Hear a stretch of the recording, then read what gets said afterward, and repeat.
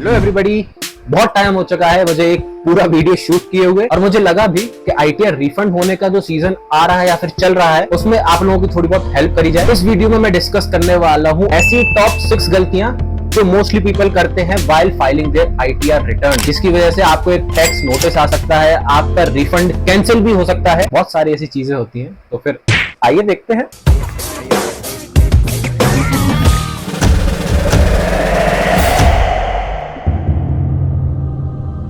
Financial year खत्म होते ही सब अपना आईटीआर फाइल करते हैं और ये टाइम होता है इनकम टैक्स डिपार्टमेंट का सबको रिफंड देने का। और इसमें मोस्टली लोग बहुत सारी गलतियां कर जाते हैं, छोटी छोटी गलतियां, जैसे अपना अकाउंट नंबर गलत लिख देना। हाँ, कुछ ऐसे भी लोग होते हैं जो अपना अकाउंट नंबर गलत लिख देते हैं अपनी आईटीआर फाइलिंग में, अच्छा जिसकी वजह से उनका जो रिफंड है वो डिले हो जाता है। कुछ लोग तो ऐसे भी होते हैं जो अपना फॉरेन अगर उनका अकाउंट है वो मेंशन करना भूल जाते हैं, जिसकी वजह से इनकम टैक्स डिपार्टमेंट को उन्हें एक नोटिस भेजना पड़ता है। एज अ टैक्स पेयर आपको ध्यान रखना है कि आप ऐसी गलतियां ना करो। इनकम टैक्स रिटर्न को फाइल करना एक एनुअल प्रोसेस है, बट मोस्टली टैक्स पेयर्स ऐसी छोटी छोटी गलती कर देते हैं ना, जिसकी वजह से ये रिटर्न की प्रोसेस बहुत ज्यादा डिले हो सकती है। एक टैक्स पेयर से गलती हो सकती है जिसके पास मल्टीपल सोर्सेज ऑफ इनकम है, जैसे कि salary, house property, capital gains, crypto gains, और एक सैलरीड इंडिविजुअल से भी गलती हो सकती है अगर उसने प्रीवियस फाइनेंशियल ईयर में अपनी जॉब स्विच करी है। And they have to be more careful while filing their ITR. Income tax return को फाइल करते समय ना आपके मन में कोई भी डाउट हो तो अपने चार्टेड अकाउंटेंट यानी सीए या फिर एक टैक्स कंसल्टेंट को कांटेक्ट जरूर करें, ताकि आपसे जो गलती हुई है उसकी वजह से आपको नोटिस या फिर अपने रिफंड में डिले देखने को ना मिले। तो वीडियो को यहाँ पे स्टार्ट करते हैं। सबसे पहला मिस्टेक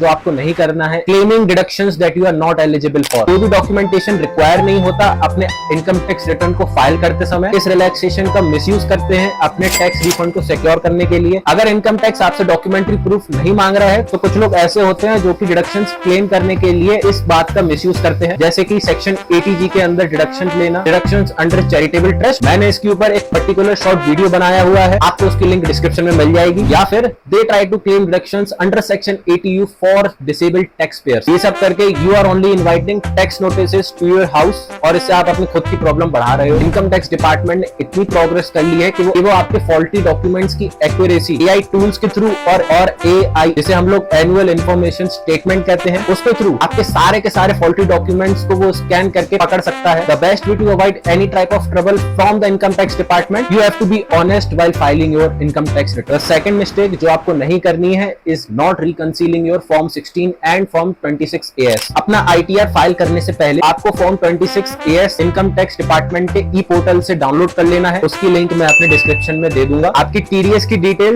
और इमूवेबल प्रॉपर्टी के ट्रांजैक्शन और ऐसे ही सिमिलर डिटेल फॉर्म 16 से एज वेल एज आपके टीडीएस सर्टिफिकेट्स और फाइनेंशियल सर्टिफिकेट से मैच करनी चाहिए। Any mismatch can trigger a tax notice from the IT department. बात तो सही है। अगर आपको अपने डॉक्यूमेंट्स में कोई डिस्क्रिपेंसी दिखती है, यानी अगर कोई फॉल्ट दिखता है जो आपकी तरफ से नहीं किया गया है, तब आप अपने टैक्स डिडक्टर को कांटेक्ट कर सकते हैं, जैसे कि बैंक जिससे आपको टीडीएस वापस मिलना है बट वो आपका टीडीएस विथहोल्ड किया है, या फिर आपका एम्प्लॉयर जो कि आपकी सैलरी से टैक्स डिडक्ट करता है हर महीने। उन लोगों से कांटेक्ट करिए for clarification and rectification. Third mistake जो मोस्टली लोगों से हो जाती है is selecting the wrong ITR form. एक गलत आईटीआर फॉर्म को चूज कर लेना can lead to information about concealing income and transaction. कुछ आईटीआर फॉर्म्स में कुछ ऐसे ट्रांजैक्शन और इनकम सोर्सेस इंक्लूड नहीं होती हैं, बट आपको उन्हें शो करना पड़ता है। फॉर एग्जांपल, आपने एक इनकम टैक्स रिटर्न का फॉर्म 1 भर दिया, जबकि आपके लिए आईटीआर फॉर्म 2 जो है वो ज्यादा आइडियल था। आईटीआर 1 फॉर्म में जो स्टॉक से जो कैपिटल गेन्स और म्यूचुअल फंड से जो कैपिटल गेन्स आते हैं उसके बात नहीं की जाती है, वो उसकी इंफॉर्मेशन इनकम टैक्स डिपार्टमेंट से शेयर नहीं हो पाई। इनकम टैक्स डिपार्टमेंट का